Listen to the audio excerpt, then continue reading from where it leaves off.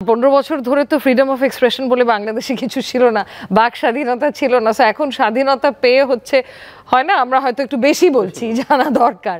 এরকম আরো বেশ কিছু ঘটনা ঘটবে সামনে আমাদের এই এন্টায়ার জার্নিতে। তত্ত্বাবধায়ক সরকার ব্যবস্থা ধরে নিলাম যে আইনে যতগুলো ধাপ আছে ওদের 2 বা 4 মাসের মধ্যে এটা শেষ করে এটা তত্ত্বাবধায়ক সরকার কথা বললো যে এটা রেস্টোর হয়ে গেল। সেক্ষেত্রে এখন যে অন্তর্বর্তীকালীন সরকার যারা আছে এরাই কি নির্বাচন করবে নাকি তত্ত্বাবধায়ক সরকার নির্বাচন করবে?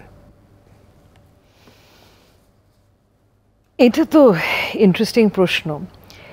এটা তো অবভিয়াসলি আমার জানা নেই যে ওনারাই করবে নাকি তত্ত্বাবধায়ক সরকার করবে, কিন্তু এত তাড়াতাড়ি তত্ত্বাবধায়ক সরকারের যে একটা নতুন ফর্মুলার কথা আমরা সবাই বলছি, এটা নিয়ে ঐক্যমত স্থাপন করে তত্ত্বাবধায়ক সরকারকে রিভাইভ করে ইলেকশন, আমার মনে হয় না এটা রিয়েলিস্টিক।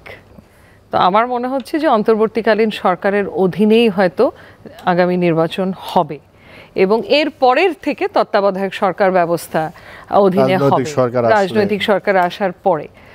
আর এই আমি একটু যোগ করব, জাহিদ ভাই যেটা বলছিলেন, যে জাহিদ ভাই তো কমিশনে আছে, উনি হয়তো আমার থেকে আরও বেটার বলতে পারবেন যে ইলেকটোরাল রিফর্ম কমিশনের একজন সদস্যের ইন্টারভিউ থেকে আমি দেখছিলাম যে ওনারা হয়তো long term short term reform proposals দেবেন সরকারকে। তার মানে শর্ট টার্মগুলো যতটুকু বুঝতে পারলাম হচ্ছে যে যেগুলো ছাড়া সুষ্ঠু নির্বাচন হবে না, একদম বেসিক মিনিমাম যেগুলো, তো সেগুলো করতে হবে, এটাই ওনাদের সুপারিশ হবে আমি সেই সাক্ষাৎকার থেকে যেটা বুঝলাম।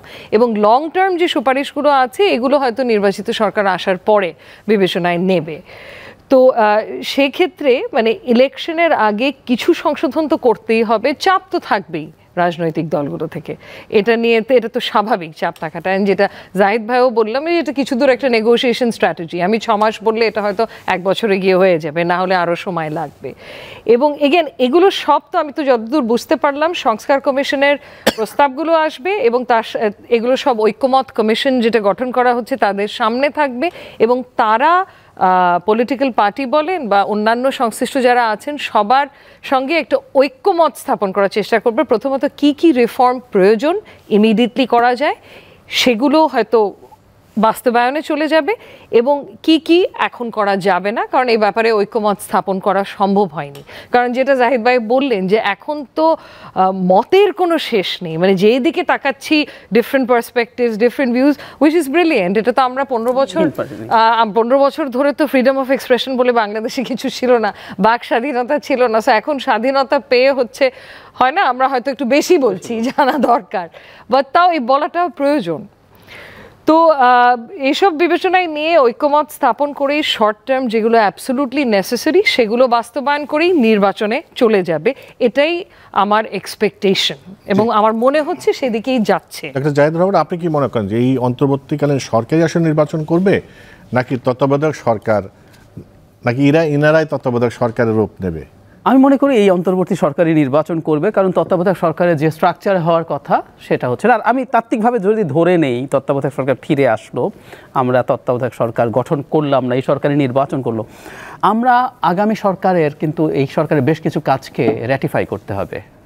মানে আমরা একটা উদাহরণ দিই, আমরা অলরেডি একটা সংবিধান বহির্ভূত কাজ হয়ে গেছে, সেটা হলো এখন 15th অ্যামেন্ডমেন্ট যখন এটা বাতিল হয়ে গেছে, মানে এখনও হাইকোর্টে হয়েছে, এটা যদি ধরে নিলাম কিছু অংশ এর মধ্যে ওই 58 ছিল এবং নির্বাচনের ক্ষেত্রে তো আগের যে সংবিধানের অধীনে আমরা ছিলাম এই রায়ের আগেই আমরা 3 মাস ক্রস করে ফেলেছি। মানে আমাদের একটা সরকারের টেনিওরের আগের 90 দিনের মধ্যে অথবা তার টেনিওর যদি শেষ হয় তার পরবর্তী 90 দিনের মধ্যে নির্বাচন হওয়ার কথা। সো আমাদের পঞ্চদশ সংশোধনীর রায় এসছে কিন্তু সেই 90 দিনেরও পরে। সুতরাং যদি 90 দিন পার হয়েছে সেদিন আবার আমরা সংবিধানের একটা ডিসোবে করেছি, এরকম ব্যাপার।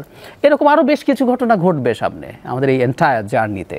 তো সেটা যখন ঘটবে আমাদের ওই যে পঞ্চম এবং সপ্তম সংশোধনীর মতো একটা সংশোধনী আসলে লাগবে, যেটা আমরা রেট্রোস্পেক্টিভ এফেক্ট দেব। আমাদের 11-তেও আমরা একইভাবে বিচারপতি শাহাবুদ্দিনের ক্ষেত্রে দিয়েছি। সো ওটা সমস্যা না। আমি বারবার বলছি এখন ঐক্যমত্য আছে, সেটাই হলো সবচেয়ে বড় কথা। এটা কখনোই কোনো রকম সমস্যা দাঁড়াবে না, এবং আমি ধারণা করি নির্বাচনটা এই সরকারের অধীনেই হবে। এবং এই সময়ের মধ্যে ওনারা অবশ্যই এটা শুরু করতে পারেন, উইচ ইজ ভেরি ইম্পর্টেন্ট, যে এই আলোচনাটা শুরু করে দেওয়া যে তত্ত্বাবধায়ক সরকারের স্ট্রাকচারটা কী হবে, সো দ্যাট এইটার যদি একটা ঐক্যমত্য তাদের অধীনে তারা নিশ্চিত করে ফেলতে পারেন, পরবর্তীতে যেই ক্ষমতায় আসবে তারা ওইটাই যাতে অ্যামেন্ড করে। কারণ আমি আবারও বলছি, ত্রয়োদশ সংশোধনে ফিরে আসলেও সেটাকে অ্যামেন্ড করতে হবে, মাস্ট, এই স্ট্রাকচারে রাখা যাবে না। সো এই আলোচনাটাও তারা শুরু করতে পারেন, বা শুরু করা উচিত, শুরু করে একটা ঐক্যমত্যে ঐক্যমত্য আসার চেষ্টা করা।